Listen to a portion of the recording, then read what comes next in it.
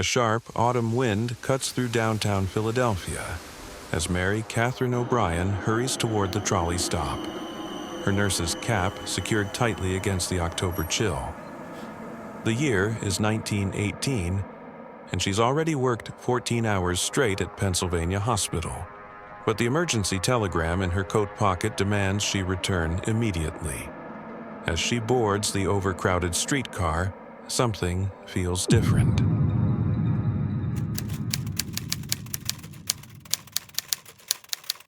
The usual chatter has been replaced by hushed whispers and nervous glances.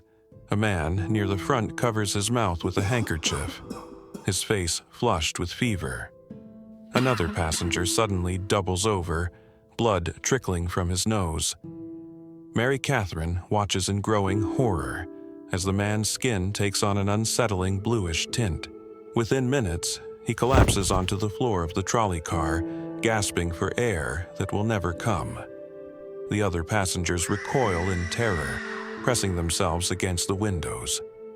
By the time the trolley reaches the next stop, 3 more people have fallen ill. Mary Catherine realizes with chilling certainty that she's witnessing the arrival of something far worse than any battlefield wound she's treated. This invisible enemy has come to claim not just soldiers, but entire families, entire communities.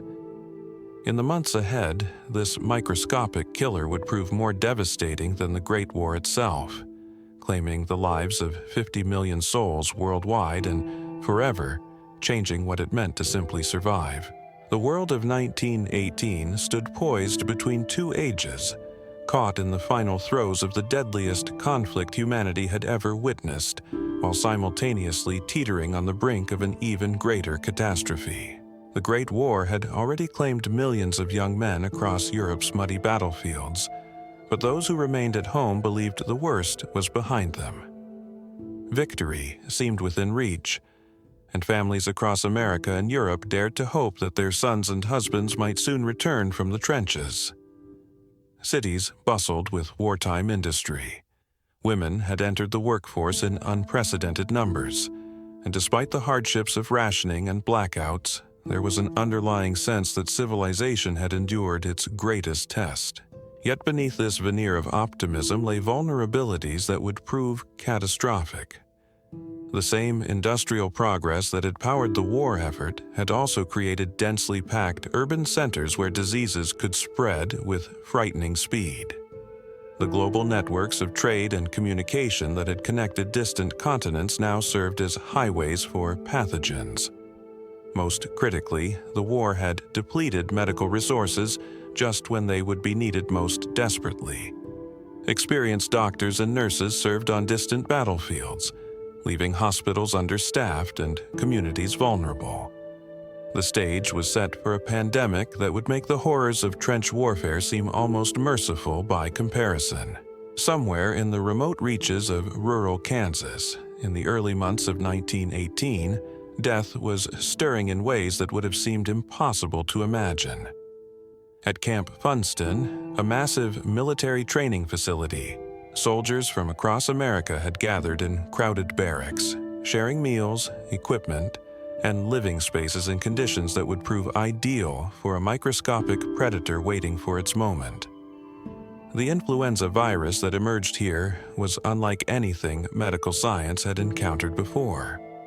Where seasonal flu typically claimed the very young and the elderly, this new strain targeted healthy adults in the prime of their lives, striking down 20 and 30-year-olds with a viciousness that defied all medical understanding. The virus that would become known as the Spanish flu possessed an almost diabolical efficiency in its method of killing. Unlike ordinary influenza, which might leave victims bedridden for a week or two, this pathogen launched a devastating assault on the human immune system itself. The stronger a person's natural defenses, the more violently the virus turned those defenses against their own body. Healthy young adults, whose robust immune system should have protected them, instead experienced what doctors would later term a cytokine storm, a catastrophic overreaction that filled their lungs with fluid and turned their own blood against them. Picture: Private James Mitchell, a strapping farm boy from Iowa, who reported for duty at Camp Funston in perfect health. At sunrise, he participated in morning drills with his usual vigor. By noon, he complained of a headache and slight fever. By evening, his temperature had soared to 104 degrees. His skin had taken on an alarming blue-black tinge, and blood-tinged foam poured from his mouth and nose. Before dawn of the following day, Private Mitchell was dead, having suffocated on his own bodily fluids in less than 24 hours. His story would be repeated thousands of times across America and millions of times across the globe. The pandemic's journey from the Kansas prairie to the streets of Philadelphia, the docks of Boston, and the tenements of New York followed the same routes that had previously carried prosperity and progress. Troop ships departing American ports for European battlefields became floating incubators of death. Soldiers packed into cramped quarters below deck spread the virus with every cough and breath. Many ships arrived at their destinations with more casualties from influenza than they would later suffer from enemy fire. The virus had found the perfect vehicle for global conquest in the machinery of modern warfare itself. As the first wave of infection swept across American cities in the spring of 1918, medical professionals initially dismissed it as an unusually severe but manageable outbreak of seasonal flu. Hospital administrators prepared for a temporary increase in patients. Public health officials issued routine warnings about hygiene and rest. No one understood that they were facing a pathogen that would fundamentally rewrite the rules of epidemic disease. The virus seemed to retreat during the summer months, leading many to believe the threat had passed. This deadly calm would prove to be merely the prelude to a second wave that would dwarf the first in its destructive power. Dr. Elizabeth Morrison, chief of medicine at Boston City Hospital, later recalled the eerie quiet that settled over her wards in July 1918. The emergency beds that had overflowed with flu patients in the spring now stood empty. Her staff, exhausted from months of crisis, allowed themselves to believe they had weathered the storm. Dr. Morrison used the respite to study the medical records of patients who had died during the first wave, searching for patterns that might help her better prepare for future outbreaks. What she discovered in those files would haunt her for the rest of her life. The virus hadn't simply killed its victims. It had killed them in ways that challenged everything she understood about human physiology. Previously, healthy individuals had died faster than patients with advanced tuberculosis or cancer. Their bodies had turned against themselves with a ferocity that seemed almost supernatural. The summer lull created a dangerous illusion of victory that extended far beyond medical circles. Families who had lost loved ones in the spring began to heal their emotional wounds. Businesses that had struggled with sick employees returned to normal operations. Churches and schools that had closed their doors cautiously reopened. The rhythm of daily life resumed its familiar patterns, creating a false sense of security that would make the coming catastrophe all the more devastating. Unknown to the millions of people going about their daily routines, the influenza virus was using the summer months not to retreat, but to evolve. In the cramped military camps of Europe, where soldiers from dozens of nations mingled in conditions of unprecedented squalor, the pathogen was undergoing rapid mutations that would make it exponentially more deadly. Each new infection provided an opportunity for the virus to refine its killing mechanisms, to become more efficient at overwhelming human immune systems, and to develop new methods of transmission that would allow it to spread with terrifying speed.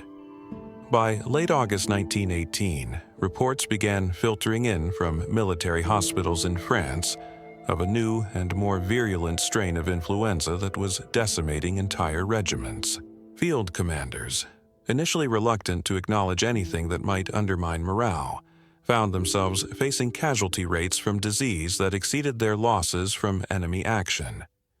Entire divisions were rendered combat ineffective not by German artillery, but by an enemy so small it could only be seen through the most powerful microscopes of the era. The second wave that would crash upon the world in September 1918 bore little resemblance to the manageable outbreak of the previous spring. This was influenza transformed into something approaching a medieval plague in its speed and lethality. The virus had learned to kill with unprecedented efficiency, and it was coming home to America on ships packed with returning soldiers and civilian passengers who had no idea they were carrying death itself in their lungs. When those ships began docking at American ports in early September, they brought with them not just news of impending victory in the Great War, but the seeds of a domestic catastrophe that would claim more American lives than all the nation's previous wars combined. The passengers who disembarked at Boston, New York, and Philadelphia appeared healthy, having shown no symptoms during their ocean crossing. But within days of their arrival, the cities that welcomed them would be transformed into charnel houses where the living struggled to bury the dead. The morning of September 28, 1918, dawned crisp and clear over Boston Harbor as the steamship Bergensfjord glided toward the docks. Among the passengers crowding the railing stood Thomas Brennan, a dock worker returning from a brief visit to relatives in Norway, breathing deeply of what he believed to be the fresh sea air of home. Within his lungs, millions of viral particles waited silently, having incubated during the week-long Atlantic crossing. Thomas felt perfectly healthy as he stepped onto American soil, shaking hands with the port inspector and sharing a laugh about the calm weather. By evening, that same inspector would be dead. By week's end, Thomas himself would join the growing mountain of bodies that Boston's overwhelmed morgues could no longer contain. The virus that Thomas carried was a masterpiece of biological destruction, evolved far beyond the relatively mild strain that had circulated the previous spring. This new variant killed with a precision that seemed almost intelligent in its cruelty. It struck hardest at those between 20 and 40 years of age, the very demographic that formed the backbone of American society. Parents, breadwinners, teachers, doctors, and nurses fell in numbers that defied comprehension. The virus had developed an almost surgical ability to target the healthy and productive, leaving behind a devastated landscape of orphaned children and empty workplaces. Dr. Sarah Whitman, a young resident at Massachusetts General Hospital, kept a diary during those first terrible weeks of autumn 1918. Her entries, discovered decades later in a trunk in her family's attic, provide a window into the medical profession's growing horror at their complete helplessness. September 30th. The wards are overflowing. We've converted the hospital chapel into an emergency treatment area. 3 more doctors reported sick today. October 3rd. I've never seen anything like it. Patients arrive looking perfectly normal and die within hours. Their skin turns this terrible dark blue color. We call it heliotrope cyanosis, but no medical term can capture the horror of watching someone suffocate on their own blood. The speed with which the pandemic consumed American cities challenged every assumption about how diseases spread and killed. In Philadelphia, the city's decision to hold a massive Liberty Loan Parade on September 28th created the perfect conditions for viral transmission. Over 200,000 spectators crowded together along Broad Street, cheering the marching bands and waving flags in support of the war effort. Within 72 hours of that patriotic celebration, every hospital in the city was overflowing. Within a week, Philadelphia was recording over 4,000 new cases daily. The parade that was meant to demonstrate American strength and unity instead became a super-spreader event that would claim over 12,000 lives in just 6 weeks. Margaret Sullivan lived through those nightmarish weeks in Philadelphia with her 3 young children. Her husband, Patrick, a steelworker, had fallen ill on October 2nd, just days after attending the Liberty Loan Parade. In her letters to her sister in Chicago, Margaret described the collapse of everything she had once considered permanent and reliable. "The trolleys have stopped running," she wrote.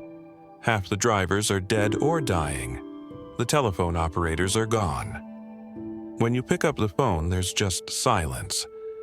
The grocery stores are closed because there's no one to work in them. We're eating whatever we can find in our pantry, and when that's gone, I don't know what we'll do." The breakdown of basic services created a cascade of secondary disasters that multiplied the pandemic's impact.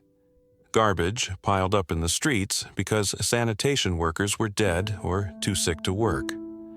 Bodies accumulated in homes because undertakers couldn't keep up with demand, and many funeral directors had themselves succumbed to the virus. The city's water treatment plants operated with skeleton crews, raising fears of cholera and typhoid outbreaks that would compound the influenza crisis. Philadelphia's government, stripped of personnel by the relentless march of death, struggled to maintain even the most basic functions of civilization. In New York City, the pandemic struck with equally devastating force, but the sheer scale of the metropolis created unique horrors. Entire tenement buildings fell silent as the virus swept through crowded immigrant neighborhoods where multiple families shared cramped apartments with little ventilation. The Lower East Side, home to hundreds of thousands of recent arrivals from Europe, became a vast charnel house where the living stepped over the dead on staircases and in hallways. Social worker Jane Robbins, who worked with immigrant families, wrote to a colleague, "I've seen poverty, but I've never seen anything like this. Whole families dead in single rooms, children sitting next to their dead parents, not understanding why they won't wake up.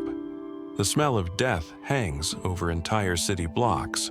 The virus showed no mercy for wealth or social status, but it revealed the brutal inequalities that defined American society." In Manhattan's wealthy Upper East Side, families could afford private physicians and nurses, though even the best medical care offered little protection against this particular strain of influenza. The Astor family lost 2 members in a single week.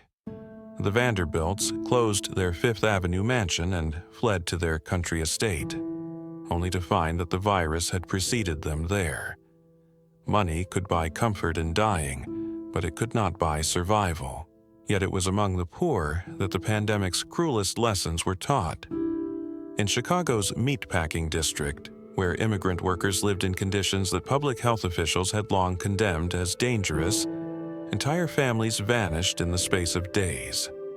The overcrowded boarding houses that housed single men working in the stockyards became death traps where the virus spread with lightning speed through shared sleeping quarters and communal dining rooms. City records from October 1918 show entire blocks where not a single household escaped infection. Rosa Kowalski, a Polish immigrant who worked in one of Chicago's meat processing plants, survived the pandemic but lost her husband and 2 of her 3 children. In broken English, she later told a social worker, "The sickness, it come like wolf in winter. You hear it coming but you cannot run. It take my Stefan first, then little Anna, then baby Michael. I prayed to die too, but God, He keep me alive to bury them. Why God keep me when He take my babies, I don't understand." The pandemic's assault on family structures created social problems that would persist for decades. Conservative estimates suggest that over 200,000 children were orphaned in the United States alone, but the true number was likely far higher. Many deaths went unrecorded, particularly in rural areas and among immigrant communities where official documentation was spotty. These orphaned children faced a world where the institutions that might have cared for them were themselves decimated by the virus. The Catholic Church, which operated many of the nation's orphanages, found itself unable to cope with the flood of parentless children. Convents that had housed dozens of nuns were reduced to handfuls of survivors. Father Michael O'Brien, pastor of St. Patrick's Cathedral in Boston, wrote in his parish records, "We have more orphans than we have beds, more bodies than we have graves, more grief than we have words." I've performed more funerals in the past month than in the previous 5 years combined. My altar boys are dead. My organist is dead. Half my congregation is dead. I question whether God has abandoned us, or whether we have somehow abandoned God. The breakdown of religious institutions reflected a broader crisis of faith that swept through American communities. People who had found comfort in traditional beliefs struggled to reconcile their understanding of divine justice with the apparently random cruelty of the pandemic. If God protected the righteous and punished the wicked, why were children dying alongside their parents? Why were doctors and nurses who devoted their lives to healing falling victim at higher rates than anyone else? Dr. William Osler, one of America's most respected physicians, captured the medical profession's bewilderment in a letter to a colleague. We, who have dedicated our lives to healing, find ourselves helpless spectators at humanity's greatest catastrophe. Our medicines are useless. Our hospitals are overwhelmed. Our knowledge, accumulated over centuries of study, proves worthless against this invisible enemy. I fear we are witnessing not just the failure of medicine, but the failure of human reason itself. The treatments that desperate doctors prescribed revealed the depth of medical ignorance about viral infections. With no understanding that influenza was caused by a virus rather than bacteria, physicians resorted to increasingly desperate measures. Bloodletting, a practice that had been largely abandoned, made a brief and deadly comeback. Patients were subjected to massive doses of aspirin that often proved more lethal than the flu itself. Others were given experimental serums derived from recovered patients' blood, treatments that sometimes worked but more often spread additional infections. In rural areas, where professional medical care was scarce even in normal times, families turned to folk remedies and patent medicines that promised miraculous cures. Advertisements in local newspapers hawked everything from special tonics to electrical devices that supposedly could ward off the flu. Desperate families spent their last dollars on bottles of colored water and mechanical contraptions that did nothing except enrich the charlatans who sold them. The pandemic created a thriving black market in supposed cures and preventatives. Whiskey, which some believed could ward off infection, commanded astronomical prices in dry states. Garlic, thought to purify the blood, disappeared from grocery stores as families hoarded bulbs like precious gems. Even more bizarre remedies gained followings among the terrified population. Some wore bags of camphor around their necks. Others consumed massive quantities of raw onions. A few desperate souls even tried swallowing live goldfish, believing the fish's life force might somehow transfer immunity to the consumer. Yet beneath this circus of quackery lay a more troubling truth about human nature under extreme duress. The pandemic had stripped away the veneer of civilization, revealing both the nobility and the baseness that dwelt within ordinary people.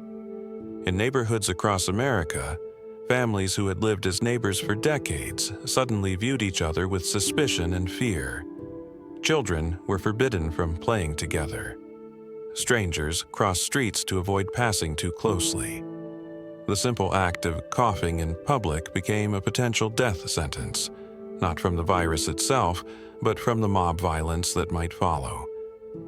In Detroit, a Polish immigrant named Jan Kowalczyk was beaten nearly to death by his co-workers after sneezing during his shift at the Ford Motor Company. The men who attacked him had worked alongside Jan for 3 years, had shared lunch breaks and complained together about their foremen. But fear had transformed familiar faces into potential executioners. Jan survived the beating but died 2 days later, not from influenza, but from internal injuries inflicted by men who had once called him friend. The collapse of social bonds created opportunities for both heroism and exploitation on an unprecedented scale. In Boston's North End, a woman named Maria Benedetto turned her small apartment into an informal orphanage, taking in children whose parents had died from the flu. With no official support and barely enough food for her own family, Maria somehow managed to keep 17 orphaned children alive through the worst months of the pandemic. She sold her jewelry, pawned her furniture, and begged from neighbors to feed the children who had nowhere else to go. When asked years later why she had risked everything for strangers' children, Maria simply said, "They had no one. What else could I do?" At the same time, other individuals saw opportunity in others' desperation.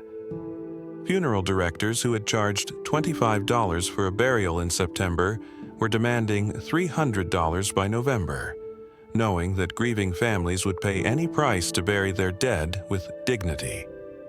Landlords evicted families whose breadwinners had died, claiming they needed to fumigate the premises, then charge new tenants double the previous rent.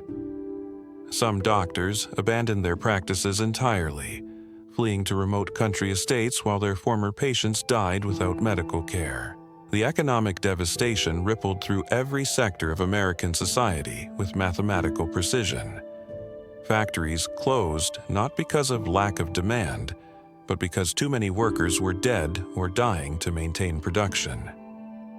The Pennsylvania Railroad, which employed over 200,000 people, reported that nearly 40% of its workforce was either sick, dead, or caring for sick family members. Trains sat idle on sidings because there weren't enough healthy engineers to operate them. Mail delivery, that most basic function of modern communication, ground to a halt in dozens of cities as postal workers succumbed to the virus. Agricultural production, already strained by wartime demands, faced complete collapse in many regions. Harvest season coincided with the pandemic's deadliest phase, leaving crops to rot in fields while farming families fought for their lives. In Kansas, wheat country, entire farming communities simply vanished. Houses stood empty with doors hanging open, their occupants buried in hastily dug graves behind barns or in family plots that had run out of space for the dead. The financial markets, which had weathered the uncertainties of war, found themselves facing something far more unpredictable than military campaigns. The New York Stock Exchange remained technically open, but trading volumes plummeted as brokers died and investors liquidated holdings to pay for medical care and funerals. Companies that had seemed financially sound in August found themselves bankrupt by December, not because their business models had failed, but because their employees and customers were dead. Sarah Beth Williams, a seamstress in a Baltimore garment factory, kept a diary throughout the autumn of 1918 that captured the economic terror that accompanied the medical catastrophe. October 15th. The factory closed today. Mr. Henderson, the owner, died yesterday and his son is too sick to run things. We were told to come back next week, but nobody believes there will be a next week. The rent is due in 3 days, and I have 18 cents to my name. October 22nd. Went to the docks looking for work-loading ships, but they say women aren't strong enough. Funny how they thought we were strong enough when the men went to war. But now that everyone's dying, suddenly we're too weak again. The pandemic's assault on working women revealed the fragile nature of wartime social progress. Women who had entered factories and offices to support the war effort found themselves dismissed or denied employment as businesses struggled to survive. The economic opportunities that had seemed to herald a new era of female independence evaporated as quickly as they had appeared. Many women, particularly widows with children, faced starvation despite their willingness to work at any job, no matter how dangerous or poorly paid. Children, those who survived the initial infection, found themselves thrust into adult responsibilities with terrifying suddenness. 12-year-old Thomas Murphy became the head of his household in Chicago when both parents died within days of each other, leaving him to care for 3 younger siblings. He scavenged for food in garbage bins behind restaurants, stole coal from freight cars to heat their tenement apartment, and learned to forge his dead father's signature to collect the man's final paycheck. Thomas's story was repeated thousands of times across the country as childhood ended abruptly for an entire generation. The education system, already disrupted by the war, suffered what amounted to a complete breakdown. Schools that had managed to stay open despite teacher shortages closed indefinitely as students and faculty fell victim to the virus. In Philadelphia, where schools had been shuttered for months, children roamed the streets unsupervised while their parents worked or lay dying. Juvenile crime rates soared as adolescents formed gangs that survived by stealing food and robbing the homes of the flu victims. Mary Catherine O'Brien, the nurse whose story began our journey, found herself working in conditions that challenged every assumption about professional medical care. Pennsylvania Hospital, once a model of modern healthcare, had been transformed into something resembling a medieval plague house. Patients lay on stretchers in hallways because every bed was occupied. The hospital's elegant lobby had been converted into a morgue, where bodies awaited burial in rough pine boxes stacked like cordwood. The smell of death and carbolic acid permeated every corner of the building. In her letters to her sister in Ireland, Mary Catherine described the gradual erosion of medical protocol under the pressure of overwhelming casualties. "We've abandoned any pretense of sterile technique," she wrote. "There simply isn't time. I move from patient to patient without changing gloves or washing instruments. We're probably spreading infection, but there's no alternative. Yesterday, I held the hand of a young mother as she died, then immediately turned to deliver another woman's baby. The child lived, thank God, but I wonder what kind of world we're bringing these innocents into." The hospital's chief of staff, Dr. Edmund Morrison, had trained at Johns Hopkins and prided himself on maintaining the highest standards of medical practice. But by November 1918, those standards had become meaningless luxuries. In his private journal, discovered years later by his grandson, Dr. Morrison recorded the complete breakdown of everything he had believed about healing. November 8th. We've lost 14 nurses this week. The medical students we recruited to help are dying faster than we can train new ones. I performed surgery today with a third-year student as my assistant because there was literally no one else available. November 15th. I no longer pretend to understand this disease. Patients who should live die within hours. Others who seem certain to die recover completely. Our training, all our knowledge means nothing against this plague. The religious communities that had traditionally provided comfort during times of crisis found themselves overwhelmed by the scale of suffering. Churches that had offered solace to parishioners for generations stood empty, not because people had lost faith, but because entire congregations had died. Father Patrick Murphy of St. Bridget's Catholic Church in Boston buried 400 parishioners in 6 weeks, often conducting multiple funerals in a single day. His parish records from November 1918 show entire families interred together, their names followed by the same death date repeated again and again. The Protestant denominations faced similar devastation. Reverend Samuel Adams of the First Methodist Church in Detroit wrote to his bishop, "I fear we are witnessing the end times spoken of in Revelation. Entire families have been wiped from existence. I've baptized newborn babies and buried them the same week. My congregation, which numbered 800 souls in September, can muster perhaps 50 survivors. I question whether God has abandoned us, or whether this is his terrible judgment upon a world that has forgotten his ways." Jewish communities, already marginalized in many American cities, suffered disproportionately due to overcrowded living conditions and limited access to medical care.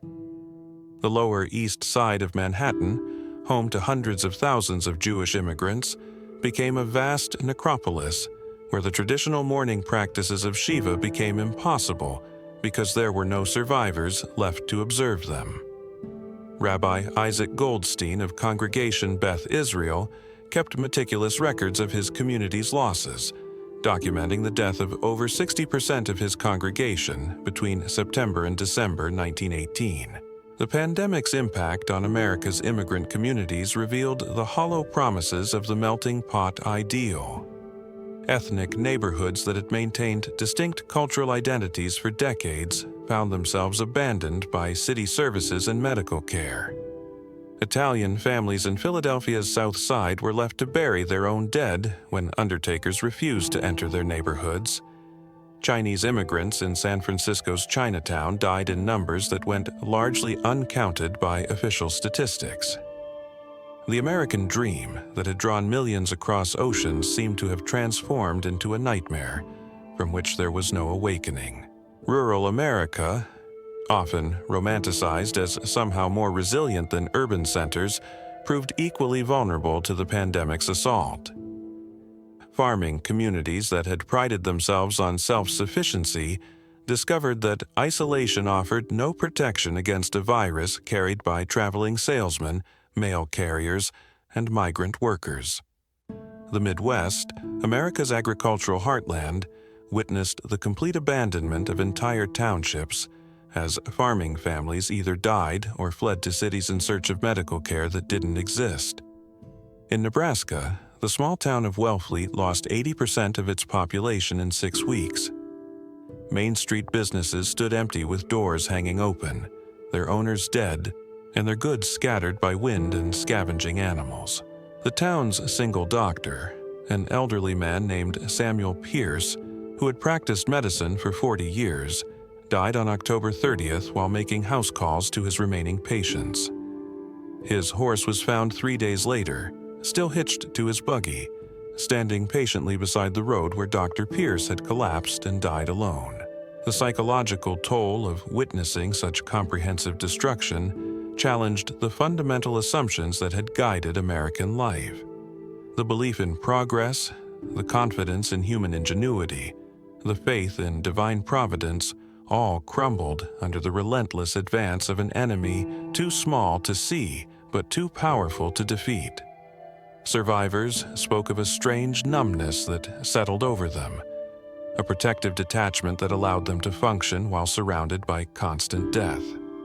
Ellen Morrison, a teacher in a one-room schoolhouse in rural Iowa, captured this psychological transformation in letters to her former classmates at Teachers College. "I no longer feel shock when I discover that another family has died," she wrote.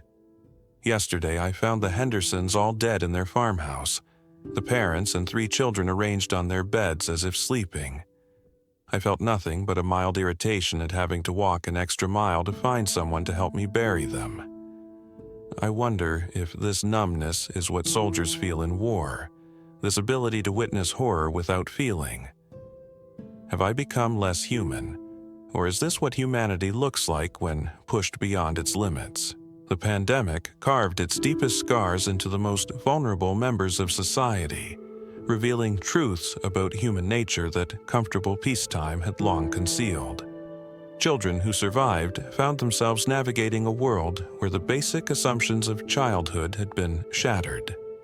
10-year-old Catherine Walsh of Boston watched her parents die within hours of each other, then spent 3 days alone in their tenement apartment before neighbors discovered her.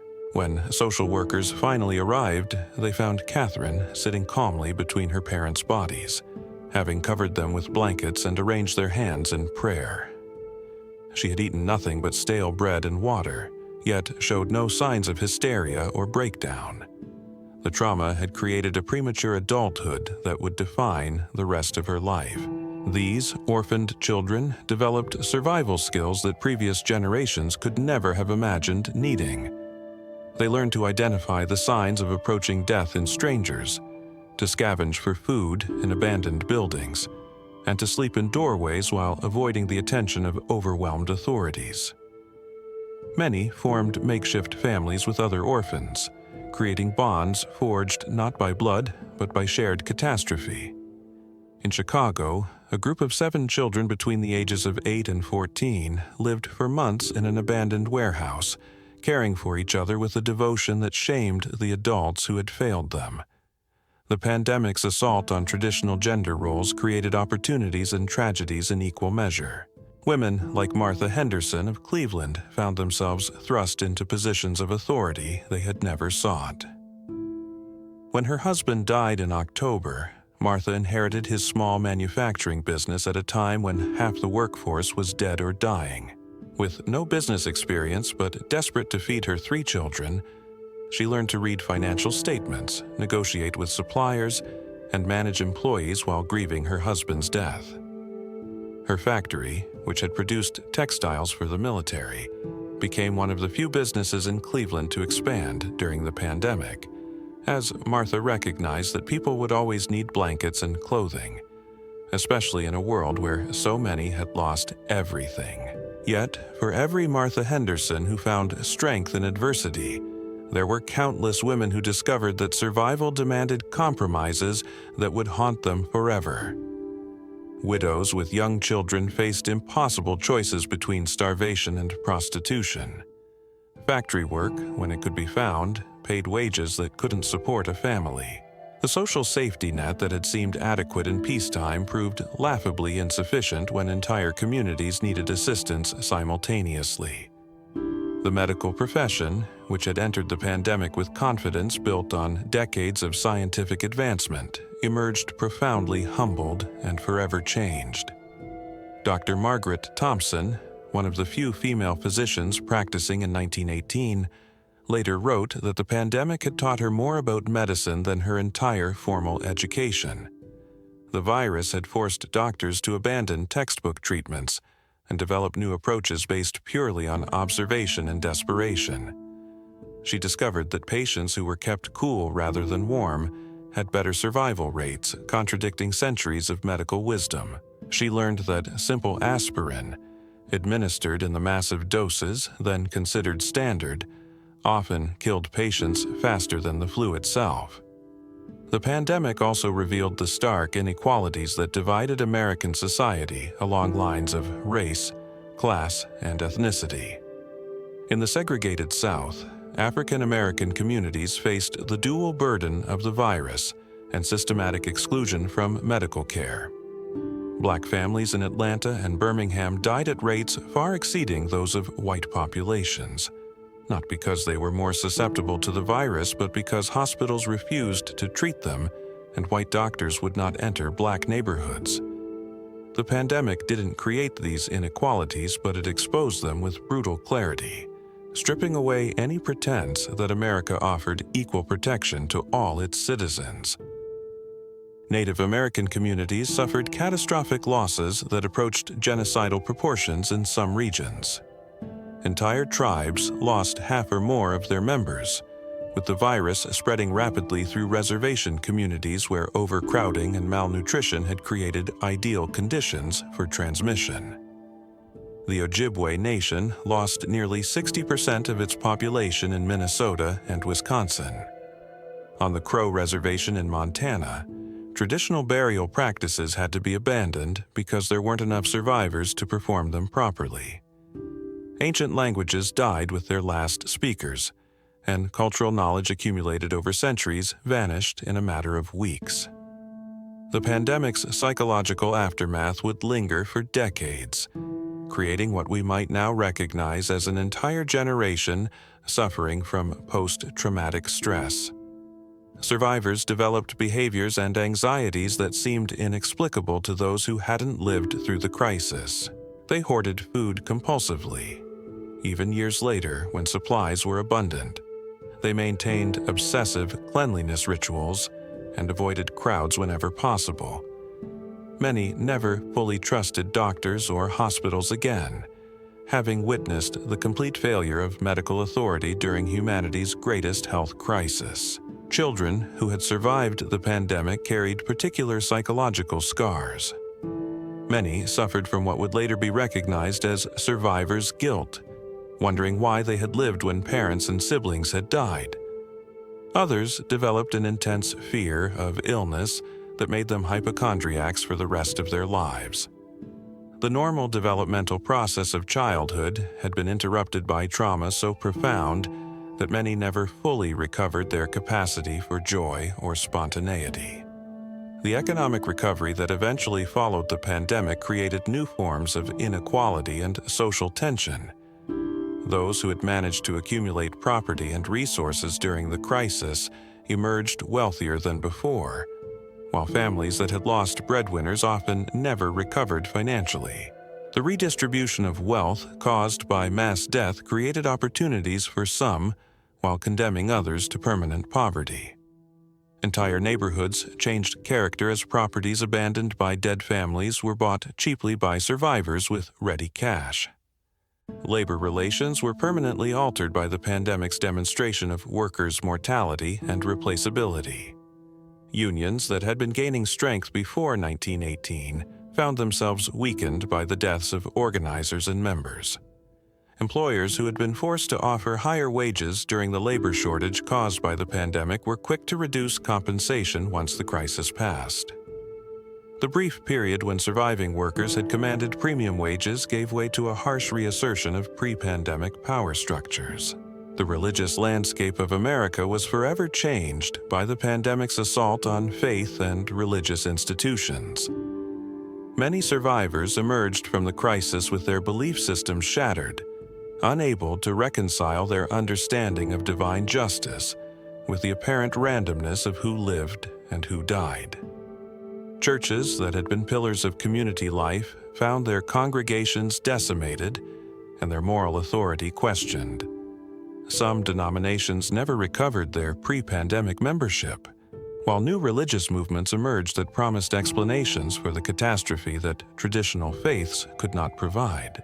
Yet, the pandemic also revealed remarkable examples of human resilience and compassion that would inspire future generations. In neighborhoods across America, ordinary people performed extraordinary acts of heroism. Teachers continued holding classes in their homes when schools closed, ensuring that surviving children didn't lose their education along with everything else. Neighbors who barely spoke to each other before the crisis became extended families, sharing food, childcare, and emotional support. These bonds, forged in the crucible of shared suffering, often lasted for decades after the pandemic ended. The scientific legacy of the 1918 pandemic would eventually contribute to medical advances that prevented future catastrophes of similar magnitude. Researchers who had watched helplessly as patients died began the systematic study of viral diseases that would eventually lead to the development of vaccines and antiviral medications. The pandemic's demonstration of how quickly diseases could spread in an interconnected world led to the creation of international health monitoring systems and protocols for responding to future outbreaks. When the pandemic finally began to recede in the spring of 1920, it left behind a world fundamentally transformed. The virus hadn't simply killed 50 million people and departed. It had rewoven the fabric of human society in ways both visible and invisible. Mary Catherine O'Brien, who had witnessed its arrival on that autumn trolley in Philadelphia, found herself among the survivors tasked with rebuilding a civilization that bore little resemblance to the one that had existed just 2 years earlier. The silence was perhaps the most haunting legacy. Cities that had once buzzed with conversation now seemed perpetually subdued. Survivors spoke in hushed tones, as if afraid that raising their voices might somehow summon back the nightmare they had endured. The absence of laughter was particularly striking.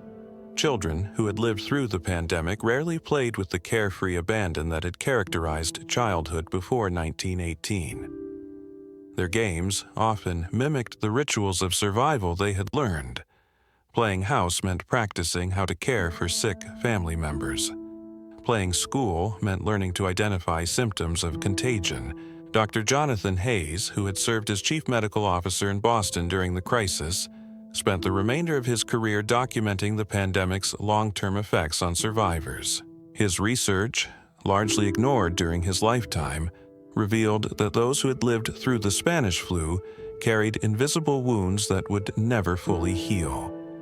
Survivors exhibited higher rates of heart disease, respiratory problems, and neurological disorders for decades after their initial infection. The virus had left its mark not just on society, but on the very biology of those it had touched and spared. The children, born in the aftermath of the pandemic, grew up in households where the specter of sudden death hung like an unspoken presence. Parents who had lost previous children to the flu became overprotective to the point of psychological damage. These post-pandemic families developed elaborate rituals around illness and health that seemed irrational to outsiders, but made perfect sense to those who had watched healthy family members die within hours of showing their first symptoms. Perhaps most remarkably, the pandemic had created an entire generation of individuals who possessed an almost supernatural awareness of mortality. Unlike previous generations who might go years without encountering death directly, pandemic survivors lived with the constant knowledge that life could end without warning or reason. This awareness manifested in different ways among different people. Some became reckless, reasoning that since death could come at any moment, one might as well live without restraint. Others became obsessively cautious, checking and rechecking locks, avoiding crowds, and maintaining elaborate hygiene rituals that bordered on compulsive behavior. The economic transformation was equally profound. Industries that had seemed permanent fixtures of American life disappeared entirely, while others emerged from the chaos stronger than before. The funeral industry, which had been a modest sector serving predictable demand, became a major economic force as communities invested heavily in mortality infrastructure to prevent future crises from overwhelming their capacity to bury the dead. New professions emerged from the pandemic's lessons, including the first generation of what we would now recognize as public health officials and epidemiologists. Women who had been forced into leadership roles during the crisis found themselves reluctant to relinquish the authority they had gained through necessity. Martha Henderson, the Cleveland factory owner who had inherited her husband's business, became a vocal advocate for women's economic rights, arguing that the pandemic had proven women's capacity for leadership under the most extreme circumstances.